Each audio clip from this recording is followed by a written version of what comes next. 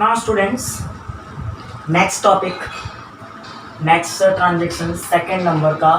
As a मैं sequentially नहीं जाऊंगा, आपके सम्स के अकॉर्डिंग जाऊंगा, क्योंकि मुझे अब सम लेना है। क्वेश्चन नंबर 8 सीक्वेंस में कभी अकाउंट नहीं होता, मतलब सीक्वेंस में हम सम्स अकाउंटिंग में नहीं लेते हैं, एज एंड टॉपिक्स वाइज जाते हैं। मैंने आपको पहले बताया था ना, इजी टू हार्ड जाऊंगा। तो सबसे पहला पॉइंट अब आपका आ गया है बैंकिंग ट्रांजेक्शन। अब नेक्स्ट पॉइंट में आप सीखोगे बैंकिंग ट्रांजेक्शन्स। तो पहले आप समझो बैंकिंग ट्रांजेक्शन्स क्या है। तो बैंकिंग ट्रांजेक्शन्स में एज पर बैंकिंग, इसमें दो टाइप्स के ट्रांजेक्शन्स आपके होते हैं। There are two types of transactions in this banking transactions, first and second. First आपका होता है non cash, sorry cash transaction, cash, and second is non cash. दो टाइप्स के ट्रांजेक्शन्स इसमें इंक्लूड होते हैं। कैश ट्रांजेक्शन्स में कौन सा ट्रांजेक्शन्स आता है उसके बारे में हम डिस्कस करते हैं। तो कैश ट्रांजेक्शन में स्टूडेंट्स एक ही चीज़ ध्यान रखना है, आप अगर विड्रॉन कर रहे हो, दो वर्ड्स आपको ध्यान रखना है, depositing and withdrawn. Depositing cash और विड्रॉन कैश। बैंक के अकॉर्डिंग आप बैंक में या तो डिपॉजिट कर रहे हो या फिर आप विड्रॉन कर रहे हो, ये दो कंडीशंस में कैश ट्रांजेक्शन्स इंक्लूड होगा। लेकिन क्या विड्रॉन एंड डिपॉजिट कर रहे हो? कैश। ये वर्ड्स ध्यान रखना, depositing only cash and withdrawn from bank in a cash. जैसे कि आप बैंक में पैसे भरते हो, जमा कराते हो, बैंक में जाके और अकाउंट ओपन करवाते हो, या कुछ अमाउंट आपको किसी और को, पर्सनस को भेजना है, एज एन योर कजिन्स या फिर योर अंकल्स या योर डैड। तो एट दैट टाइम आप क्या करते हो, फ़ोन पे या पेटीएम्स के अकॉर्डिंग ट्रांसफ़र करते हो। ट्रांसफ़र करने का मतलब आपने वही अमाउंट कैश में बैंक में भरा। तो जब कैश भरने की बात आ रही है, या बैंक में आप जमा कराओ या बैंक में से आप निकालो, एज एन एटीएम के बेस पर आप निकालते हो कैश, तो वो टाइम पर आप विड्रॉन गिना जाएगा as an cash from bank. तो दोनों की जर्नल एंट्रीज पहले समझ लेनी है। अगर आपका डिपॉजिटिंग होता है तो डिपॉजिटिंग के टाइम पर दो पॉइंट ऑफ व्यू होते हैं। पहला पॉइंट होता है कि बैंक आपकी क्या है, डिपॉजिट करते हो, तो बैंक इज़ अ रिसीवर। और सेकेंड पॉइंट आता है cash goes out, that is debited and that is credited. ये एंट्री के बेस पर आपकी एंट्री बन गई। क्या एंट्री होगी? Bank account debited to cash account. तो जब आप डिपॉजिटिंग कर रहे हो, बट ये ध्यान रखना है, चाहे आप डिपॉजिटिंग कर रहे हो चाहे विड्रॉन कर रहे हो, दोनों ही का फोकस क्या होना चाहिए? Business, for business. बिजनेस के पर्पज से ही आप विड्रॉन या डिपॉजिट कर रहे हो तो ये एंट्री आएगी। अगर पर्सनल यूज़ के लिए कर रहे हो तब आपकी एंट्री में थोड़ा सा चेंजेस आ जाएगा।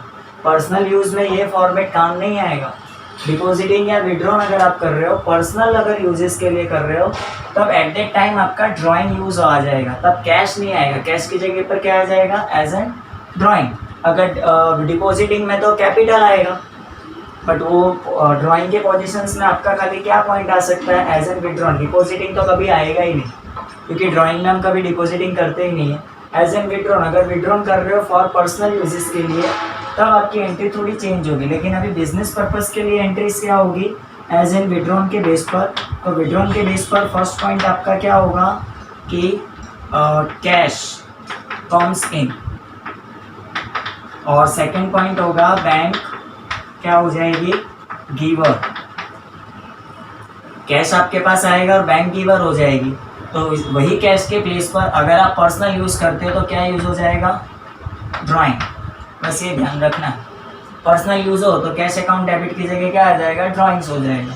एंट्रीज फिर आपकी इजी हो जाएगी, cash account debited to bank account. अगर विड्रॉन हो रहा है तो इसकी जगह पर क्या आ जाएगा? ड्राइंग। बस इतना ध्यान रखना है आपको। ओके, चलो अब ये तो आपका हो गया as an cash transaction. Non cash में आपका दो ही पॉइंट आता है, पेड और रिसीव। ये दोनों किसके अकॉर्डिंग? Bye check. चेक से आप पेमेंट कर रहे हो या चेक से आप रिसीव कर रहे हो, कैश की कोई बात ही नहीं आ रही। आप सेल कर रहे हो या परचेस कर रहे हो, बट अमाउंट आप किस में ले रहे हो? चेक में। या अमाउंट आप किस में दे रहे हो, चेक से, तो वो आपका नॉन कैश ट्रांजेक्शन्स में काउंट होगा। एज एन थियरी में पूछे तो ध्यान रखना। Depositing cash and withdrawn cash for business uses, तो आपका cash transactions and paid by cheque या रिसीव बाय चेक अगर आप करते हो तो वो किस में काउंट होगा, नॉन कैश ट्रांजेक्शन्स। बस यही बेसिस को समझने के लिए हम सम नंबर 8 सॉल्व करेंगे 6 के बाद। Now turn to the sum number 8। Journal entries in the books of Pranjal. Journal entries in the books of Pranjal banking transactions के अकॉर्डिंग। पेज नंबर आपका है 103 निकालना है और 1 बाय 1 ट्रांजेक्शन्स आपको सॉल्व करना है। ओके, तो मेरे अपने स्पेस कवर अप करने के कारण आपको मैं बिंग नहीं लिखवाऊंगा। बिंग तो अब आपको समझ ही चुके होंगे, इतने सम्स किए, तो उस बेस पर बिंग आपको खुद लिखना है, सेल्फ लिखना है। बिंग लिखना कंपलसरी है। जब आप मुझे होमवर्क सेंड करोगे तो मैं ये वर्ड ज़रूर देखूंगा बिंग आपने लिखा है कि नहीं, तो स्पेशली बिंग लिखना है और कोई हार्ड नहीं है, आपको सिर्फ ट्रांजेक्शन्स देख के वही कॉपी करना है। Okay, so let's start. Transaction of bank 2014 मार्च 1। अब आपका मार्च दिया है एज एन 2014 मार्च 1 मार्च का ट्रांजेक्शन। तो चलो हम देखते हैं। 2000 deposited with bank and open account. आया ना पॉइंट डिपॉजिटिंग का। 2000 बैंक में डिपॉजिट किए और आपका अकाउंट ओपन करवाया है। अकाउंट ओपन करवाया पर पर्सनल यूजेस नहीं है, तो ऑब्वियसली वो क्या हो जाएगा, as an capital as an bank में आपने डिपॉजिट किया है, तो आपके पास से कैश गई, आपके पास से क्या हुआ, कैश गोज आउट हो गई। तो एंट्रीज क्या आ जाएगी, बैंक इज अ रिसीवर, यही एंट्री आएगी same. Bank account debited to cash goes out, तो to cash account.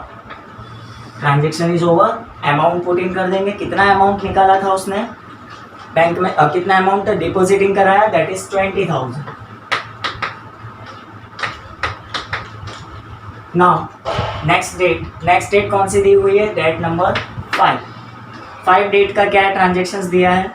a check of rupees 5,000 received from Hari which is immediately deposited with bank, but cheque जमा कर रहा है, cash नहीं जमा कर रहा, ये चीज़ ध्यान रखना।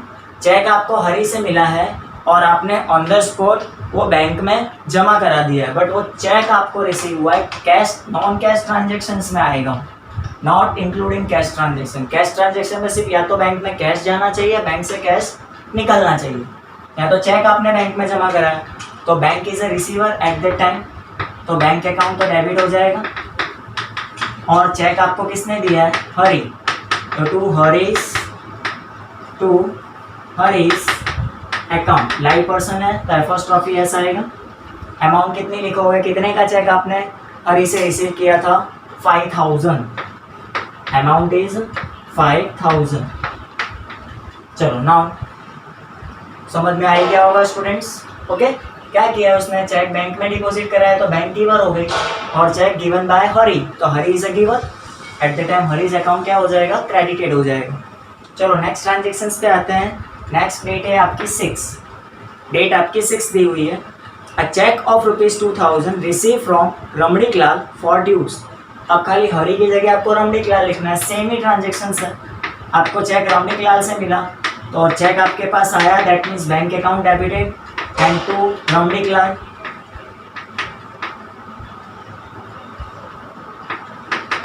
रमणीक लाल्स अकाउंट, क्योंकि चेक आपको किसने दिया है, रमणीक लाल ने दिया है, तो रमणीक लाल का अकाउंट क्या हो जाएगा, क्रेडिटेड। अमाउंट कितनी दी हुई है रमणीक लाल की, 2,000। Okay students, get it. Now turn to the next question, next transactions number 10।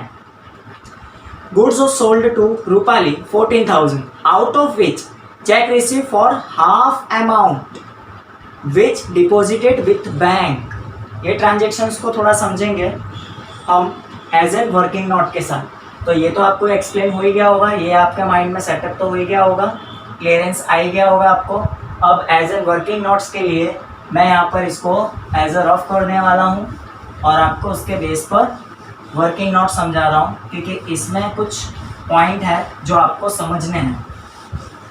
Okay, working notes के अकॉर्डिंग। तो चलो हम स्टार्ट करते हैं। वर्किंग नोट आपका फर्स्ट डालेंगे और उसके साथ डेट भी डालेंगे तो पता चले आपने वर्किंग नोट किसकी की है। कौन सी डेट की वर्किंग नोट है? 10। वर्किंग नोट में क्या बोल रहा है पहले वो समझना है। आपने 10,000 का गुड 14,000 का गुड सोल्ड किया है। किसको सोल्ड किया है? रूपाली को। तो सबसे पहले सेल्स आपने कितने का किया? 14,000 का। अब इस 14,000 के दो पार्ट्स होंगे, ध्यान से समझना स्टूडेंट्स। दो पार्ट्स, क्यों दो पार्ट्स किए?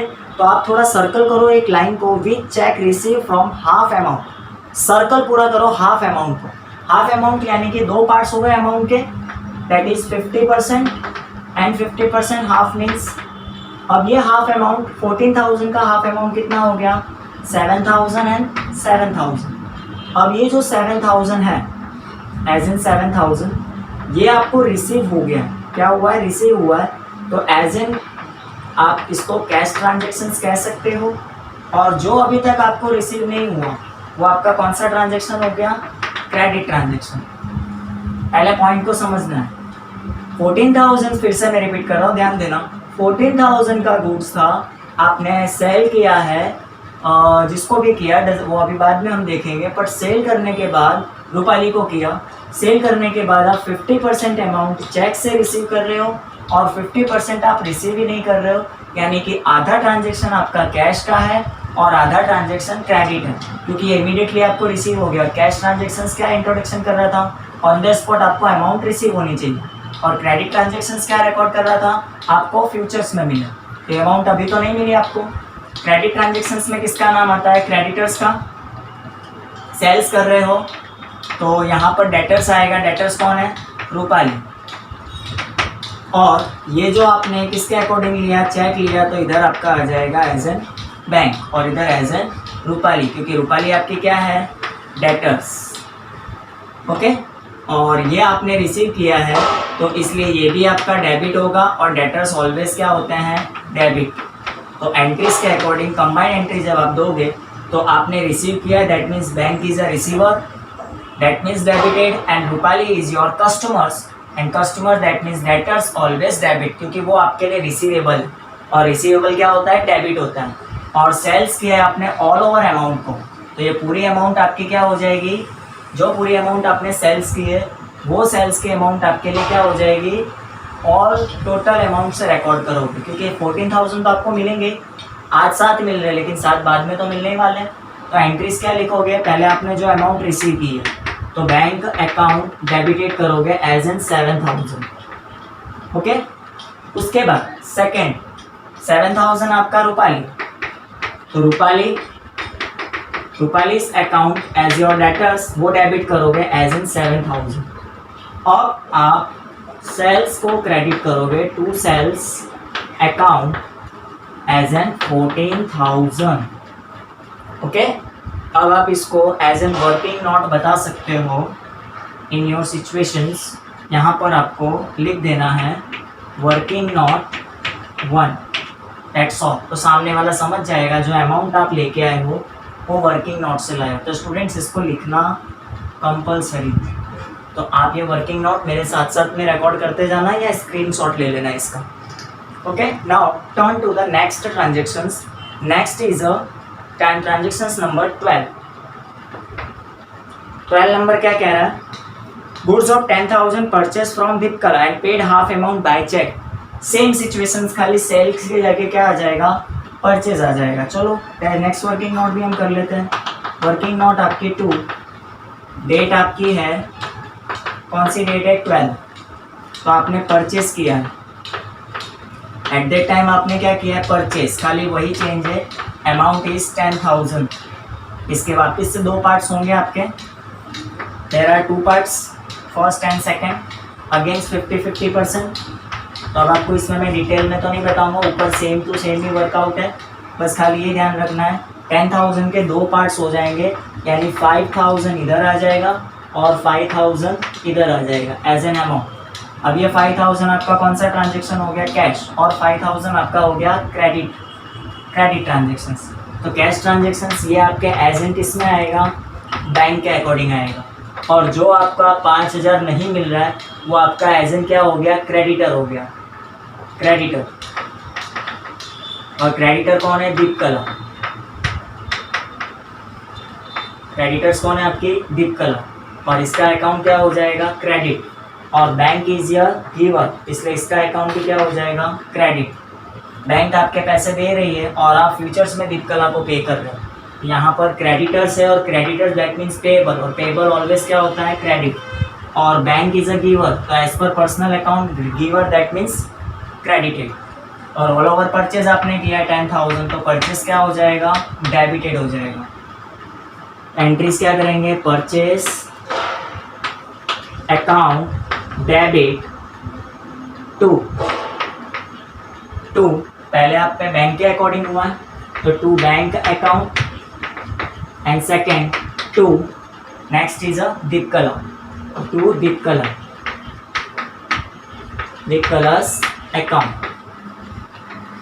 ओके, अमाउंट कितने लिखोगे? तो आपके पास अमाउंट पूरी दी हुई है, 10,000 आपका परचेज है, 5,000 आपने बैंक के अकॉर्डिंग पे किया एज एन चेक, और 5,000 आप फ्यूचर्स में पे करने वाले हो। फ्यूचर्स में पे करने वाले हो दैट मीन्स क्रेडिट ट्रांजेक्शन्स के अकॉर्डिंग वो क्रेडिटर्स में आ गए। Now turn to the next transactions number 15 क्या रिप्रेजेंट कर रहा है? 400 withdrawn from bank for personal expense and 800 for office expense. दोनों ही आपने बैंक से विड्रॉन किया है, यानी बैंक क्या है? गिवर हुई। एक आप पर्सनल एक्सपेंस के यूज से कर रहे हो और एक आप ऑफिस एक्सपेंस के यूज से कर रहे हो। तो जो ऑफिस एक्सपेंस है वो एज अ बिजनेस एक्सपेंस गिना जाएगा, तो वहाँ पर आप कैश वर्ड यूज़ करोगे। और जो पर्सनल एक्सपेंस के लिए अकॉर्डिंग जो कर रहे हो वहाँ पर आप एज अ ड्राइंग यूज़ करोगे वर्ड्स। तो अकॉर्डिंग टू क्या हो जाएगा? ड्राइंग्स अकाउंट डेबिटेड और कैश अकाउंट डेबिटेड, ये ऑफिस एक्सपेंस के अकॉर्डिंग आ गया। और दोनों ही ट्रांजेक्शन आप किस में से कर रहे हो? बैंक से अकॉर्डिंग, तो to bank account. Very simple, क्या हो जाएगा? To bank account. अमाउंट अब आप यहाँ से देख के लिख सकते हो एज योर टेक्स्ट बुक। क्या दिया हुआ है? 400 आपका पर्सनल एक्सपेंस है और 800 ऑफिस। अक्सर बच्चे यही गलती कर देते हैं, इसलिए वो ध्यान से देख लेना। 400 आपका ड्राइंग है, तो ड्राइंग में 400 लिखोगे। और कैश आपका कितना है? 800, क्योंकि ऑफिस एक्सपेंस आपने 800 के अकॉर्डिंग किया हुआ है। ओके, अब दोनों को टैली करते हो तो बैंक से आपने कितने निकाले? 1200। बैंक से आपने कितने अमाउंट निकाले? विड्रॉन किए? 1200 विड्रॉन किया। नाउ क्लियर हो गया वो ट्रांजेक्शन्स? 400 रुपये आपने पर्सनल एक्सपेंस के ले लिए और 800 रुपये आपने ऑफिस एक्सपेंस के लिए लिए। तो जो ऑफिस एक्सपेंस के लिए दैट मीन्स कैश आ जाएगी, cash comes in as in your business, and personal use के लिए जो लिए उसको हम एज अ ट्रीट करेंगे drawing. Transaction 18, life insurance premium 300 and fire insurance premium 450 paid by cheque. जब भी वही है LIC, पहले से ही मैं बोलता आ रहा हूँ क्या है? ड्रॉइंग। तो ड्रॉइंग्स अकाउंट डेबिटेड, और सेकंड आपने क्या है? क्या? Fire insurance premium. Fire insurance मतलब आप इंश्योरेंस प्रीमियम लिख सकते हो। Insurance premium account debited, and in दोनों सिचुएशंस में आप क्रेडिट किसको करोगे? To bank account. क्यों बैंक अकाउंट किया? क्योंकि आपने चेक से पे किया है। पेमेंट आपने किससे की है? एज ए चेक से किया है। तो पर्सनल एक्सपेंस LIC कितना भरा है? 300। उसके बाद आपका LIC के बाद सेकेंड अमाउंट कौन सी थी? LIC 300 है और इंश्योरेंस प्रीमियम 450, तो ओवरऑल कितना हो गया? 750। वो हम क्रेडिट में लिख देंगे 750 as an combined entry. Okay, next दिया हुआ है 20 number, bank has approved overdraft of ₹25,000। ये कंडीशन ध्यान रखना, बैंक ने अप्रूव किया है। अप्रूव करने का मतलब कि उसने पेमेंट नहीं किया है अभी। ओवरड्राफ्ट के लिए आपने डिमांड किया था, एप्लीकेशन दी थी, बट वो अभी कंफर्मेशन नहीं हुई है। और जब कंफर्मेशन ना हो तो एज एन 20 नंबर के ट्रांजेक्शन्स में आप क्या लिख दोगे? Non economic transaction. ओके, उसके बाद नेक्स्ट पे, यानी ये आपका एज एन हो गया नॉन इकोनॉमिक ट्रांजेक्शन्स। तो नेक्स्ट ट्रांजेक्शन्स आपका आएगा as an 25। So students next transaction 20 number तक हमने कंप्लीट कर लिया था। 25 आगे मुझे स्पेस चाहिए था, इसलिए मैंने वो वर्किंग नोट रफ करके नेक्स्ट ट्रांजेक्शन को यहाँ पर प्रोड्यूस कर रहा हूँ। 20 के बाद आपकी एज एन डेट आएगी नेक्स्ट डेट आफ्टर 20। 20 के बाद आपका ट्रांजेक्शन आ रहा है 25, डेट नंबर 25। 25 डेट है, उसमें आपका ट्रांजेक्शन क्या है, bank has credited interest and debited bank charges. यहाँ पर आप दो एंट्री सेपरेटली दोगे। रीज़न ये है कि बैंक के दोनों इंटरेस्ट होते हैं। एज एन अगर आप लायबिलिटीज़ बैंक से लेते हो या लोन लेते हो या ओवरड्राफ्ट लेते हो, तो वो लायबिलिटीज़ के अकॉर्डिंग बैंक वो इंटरेस्ट आपसे डिमांड करेगी, मतलब वो डेबिटेड करेगी। और अगर आपने बैंक में अमाउंट जमा कराए हैं तो आपने देखा होगा क्वार्टरली बेस पर या 6 मंथली बेस पर, हाफ ईयरली, आपको बैंक क्या प्रोवाइड करती है, एज एन इंटरेस्ट। तो जो आपको बैंक प्रोवाइड कर रही है इंटरेस्ट, अगर क्रेडिटेड कर रही है मतलब वो आपके लिए इनकम है। और अगर डेबिटेड वर्ड लिखा हो या चार्जेस वर्ड लिखा हो तो वो आपके लिए as an treat as a expense. और आपको पता है एक्सपेंस में आपका बैंक अकाउंट डिक्रीज होगा और इनकम में आपका बैंक अकाउंट इंक्रीज होगा। और दोनों ही सिचुएशन में कैश वर्ड नहीं यूज़ करना है। क्यों?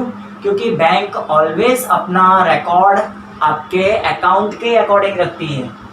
ओके, आपका अकाउंट या तो डेबिटेड होगा या क्रेडिटेड होगा। आपने मोबाइल में मैसेजेस भी देखे होंगे।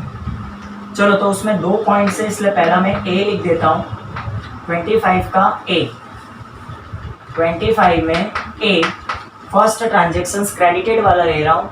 बैंक जब क्रेडिटेड कर रही है तो एट दैट टाइम बैंक ने क्रेडिटेड किया हमारे अकाउंट्स में, तो हमारी बैंक क्या हो गई, एज एन रिसीवर। या फिर हम ऐसा भी कह सकते हैं हमारा बैंक बैलेंस बढ़ेगा। और जब बैंक बैलेंस बढ़ेगा तो बैंक अकाउंट क्या होगा, डेबिट हो जाएगा। और आपका बैंक इंटरेस्ट है तो वो बैंक इंटरेस्ट क्या हो जाएगा, क्रेडिट हो जाएगा टू बैंक इंटरेस्ट अकाउंट। क्यों? क्योंकि आपके लिए वो क्या है, एज एन इनकम। तो उसको अब आप क्या करोगे, टैली करोगे तो कितना इंटरेस्ट दिया हुआ है आपके, क्रेडिटेड किया है जो 250 लिख देंगे। नाउ डी सेकेंड चार्जेस है, तो चार्जेस आपका ऑलवेज डेबिट होगा, तो क्या लिखेंगे, बैंक चार्जेस, क्योंकि वो आपके लिए क्या है, एज एन एक्सपेंस। क्या है, एक्सपेंस है, तो expense always debit. And to bank account. क्यों बैंक अकाउंट मैंने क्रेडिटेड किया है, क्यों? क्योंकि बैंक बैलेंस क्या हो रही है, डिक्रीज हो रही है। और मैंने आपको बताया था डिक्रीज हो तो क्रेडिटेड होगा और इंक्रीज हो तो डेबिटेड होगा। तो इतना अमाउंट आपका बैंक चार्जेस ले रही है, दैट मीन्स डेबिटेड कर रही है 100 रुपीज़। कितनी अमाउंट, 100 रुपीज़ आपका डेबिटेड कर रही है। Now transactions number, last date आपकी 31। Cheque of ₹5000 issued for foreign visit of son of owner. Owner के सन के लिए 5000 का चेक बिजनेस में से निकाला गया। अब ऑनर का सन है, यानी कि आपको समझ में आ ही गया होगा कब से हम उसके बारे में डिस्कस कर रहे हैं। क्या ट्रीट हुई, ड्राइंग। तो ड्राइंग्स अकाउंट डेबिटेड और चेक दिया है तो टू बैंक अकाउंट। कितनी amount, 5000। Okay, now turn is total. आपको बोला था डबल लाइन करनी है टोटल में, तो आप टैली करोगे as an your कैलसी।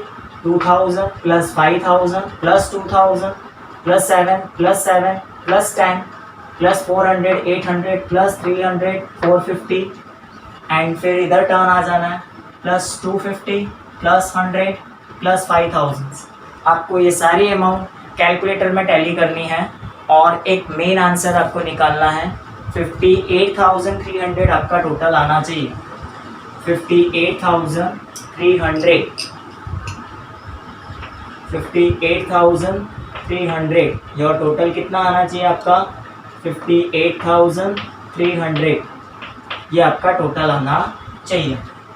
Okay, overall tally करोगे तो आपका उतना टोटल आ जाएगा 58,300। Okay, clear. तो आपका सेकंड टॉपिक्स भी यहाँ पर कंप्लीट हुआ एज एन बैंकिंग ट्रांजेक्शन्स और सम नंबर 8 ऑल्सो क्लियर।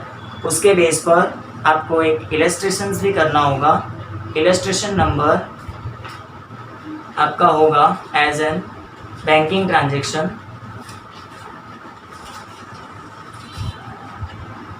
मैं देख लेता हूँ कौन सा इलस्ट्रेशन आपका आएगा as in your textbook. Illustration आपका